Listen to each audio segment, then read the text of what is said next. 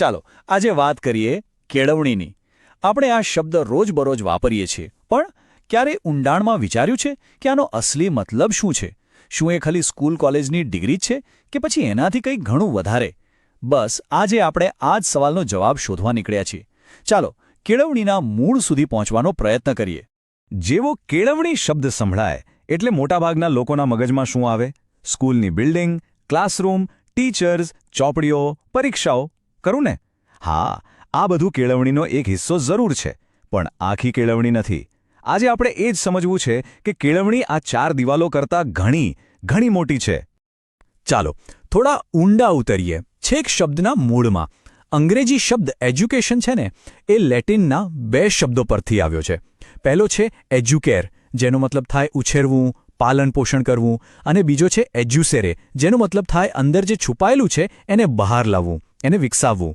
એટલે કે સીધી વાત, કેળવણી એટલે કોઈના મગજમાં જ્ઞાન ઠાસી દેવું એવું નથી, પણ દરેક વ્યક્તિની અંદર જે શક્તિઓ છે, જે આવડત છે, એને ઓળખીને બહાર લાવવાની પ્રક્રિયા છે.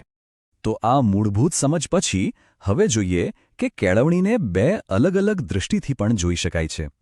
એક નજરિયો થોડો સાંકડો છે અને બીજો ખૂબ જ વિશાળ. અને મજાની વાત એ છે કે આપણે રોજિંદા જીવનમાં આ બંનેને ભેળવી દેતા હોઈએ છીએ. જુઓ, અહીંયા આ તફાવત એકદમ સાફ દેખાય છે. એક બાજુ છે સંકુચિત અર્થ, એટલે કે આપણું પેલું સ્કૂલ કોલેજવાળું શિક્ષણ, જે એક ચોક્કસ જગ્યાએ ચોક્કસ સમય માટે હોય છે. એમાં બધું ફિક્સ હોય છે. પણ હવે બીજી બાજુ જુઓ, વ્યાપક અર્થ. આ તો કહે છે કે ભાઈ, કેળવણી તો આખી જિંદગી ચાલે છે. જન્મથી લઈને મૃત્યુ સુધી આપણે જે પણ અનુભવીએ છીએ, જેની સાથે પણ વાત કરીએ છીએ, આપણી જીત હોય કે હાર, દરેક વસ્તુ આપણને કંઈક ને કંઈક શીખવીને જ જાય છે. સદીઓ પહેલા એરિસ્ટોટલે આ વ્યાપક અર્થની વાત કેટલી સરસ રીતે કરી હતી. એમણે કહ્યું હતું કે કેળવણી એટલે સ્વસ્થ શરીરમાં સ્વસ્થ મનનું ઘડતર. સાચી કેળવણી કોઈને ખાલી હોશિયાર નથી બનાવતી, પણ એક સારો, દયાળુ અને માનવતાવાળો ઇન્સાન બનાવે છે. એટલે વાત ખાલી માહિતીની નથી, વાત તો ચારિત્ર્ય બનાવવાની છે.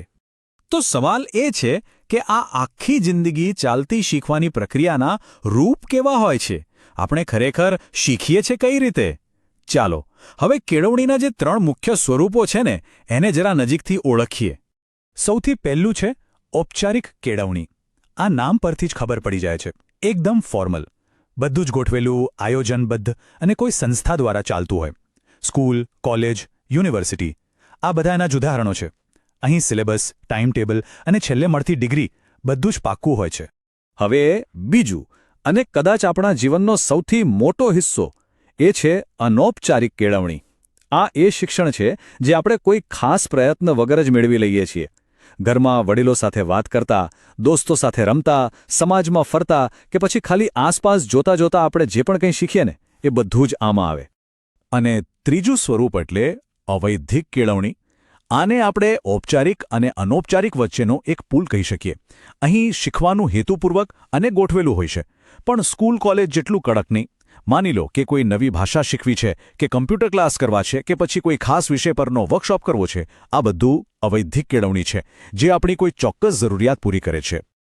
આ ટેબલ પર એક નજર નાખો તો ત્રણેય વચ્ચેનો ફરક તરત જ સમજાઈ જશે. ઔપચારિક શિક્ષણ સંસ્થા આપે, અનૌપચારિક શિક્ષણ સમાજ પાસેથી મળે, અને અવૈધિક શિક્ષણ કોઈ ખાસ હેતુ માટે ગોઠવવામાં આવે. અને સૌથી રસપ્રદ વાત તો એ છે કે આપણું જીવન આ ત્રણેયના મિશ્રણથી જ બને છે. સારું, આપણે કેળવણીના પ્રકારો તો સમજી લીધા, પણ આ શીખવવાની આખી પ્રોસેસ ચાલે છે કેવી રીતે?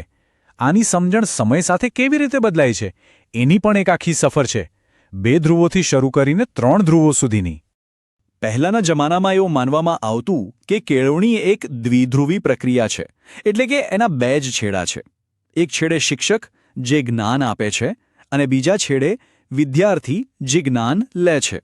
બસ, જ્ઞાનનો પ્રવાહ એક જ દિશામાં જાય, ટીચરથી સ્ટુડન્ટ તરફ.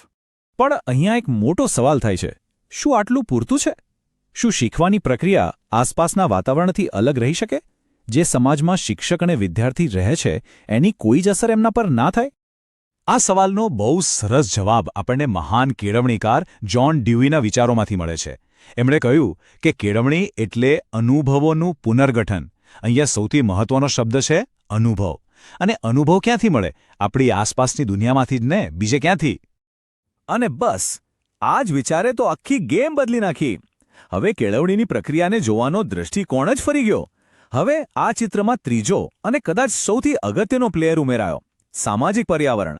એટલે કે હવે શિક્ષણ ખાલી શિક્ષક અને વિદ્યાર્થી વચ્ચેની લેવડ-દેવડ નથી રહી. ના, હવે આ એક ત્રિકોણ છે જેમાં સમાજ અને આપણું વાતાવરણ પણ એટલી જ મહત્વની ભૂમિકા ભજવે છે.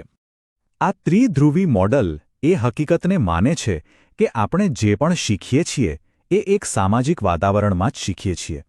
આપણી સંસ્કૃતિ, આપણા સમાજના નિયમો, આપણા મૂલ્યો, આ બધી જ વસ્તુઓની ઊંડી અસર પડે છે. શિક્ષક કઈ રીતે ભણાવે છે એના પર પણ અને વિદ્યાર્થી કઈ રીતે શીખે છે એના પર પણ. તો આપણે અત્યાર સુધી જે કાંઈ પણ સમજ્યા એ બધી વાતોને જોડીએ તો એક જ નિષ્કર્ષ નીકળે છે. કેળવણી કોઈ સ્ટેશન નથી જ્યાં પહોંચીને ગાડી અટકી જાય. ના, એ તો એક સફર છે, એક એવી યાત્રા જે આખી જિંદગી ચાલે છે. યાદ છે આપણે કેળવણીના વ્યાપક અર્થની વાત કરી હતી? બસ એ જ વિચાર આપણને આજીવન કેળવણીના કોન્સેપ્ટ સુધી લઈ જાય છે. આજના જમાનામાં તો દુનિયા એટલી ઝડપથી બદલાઈ રહી છે કે સતત કંઈક નવું શીખતા રહેવું અને બદલાવ સાથે કદમ મિલાવવા એ શોખ નહીં પણ જરૂરિયાત બની ગઈ છે. ડૉક્ટર ઝાકિર હુસૈને કેટલી સાચી વાત કહી હતી. આપણા સમયમાં ટકી રહેવા માટે જીવનભર શીખતા રહેવું એ પાયાની જરૂરિયાત બની ગયું છે. અને આજે તો આ વાત ખાલી ટકી રહેવા માટે નહીં પણ જીવનમાં સફળ થવા અને આગળ વધવા માટે પણ એટલી જ લાગુ પડે છે. તો ચાલો આજની આખી વાતનો સારાંશ જોઈ લઈએ. પહેલી વાત, કેળવણી એટલે ખાલી સ્કૂલ નહીં પણ એક આખી જિંદગી ચાલતી પ્રક્રિયા. બીજી વાત, આપણે 3 રીતે શીખીએ છીએ: ઔપચારિક, અનૌપચારિક અને અવૈધિક. ત્રીજી, શીખવાની પ્રોસેસમાં શિક્ષક અને વિદ્યાર્થી સિવાય આસપાસનું વાતાવરણ પણ એટલું જ મહત્વનું છે. અને છેલ્લે, સાચી કેળવણી એટલે સતત વિકાસ કરતા રહેવાની એક મજાની યાત્રા. તો અંતે એક સવાલ આપણા સૌ માટે: જો કેળવણી એક એવી સફર છે જે ક્યારેય પૂરી નથી થતી, તો પછી આપણી પોતાની શીખવાની યાત્રાનું આગલું ચેપ્ટર કયું હશે? આપણે હવે શું નવું શીખવા માંગીએ છીએ?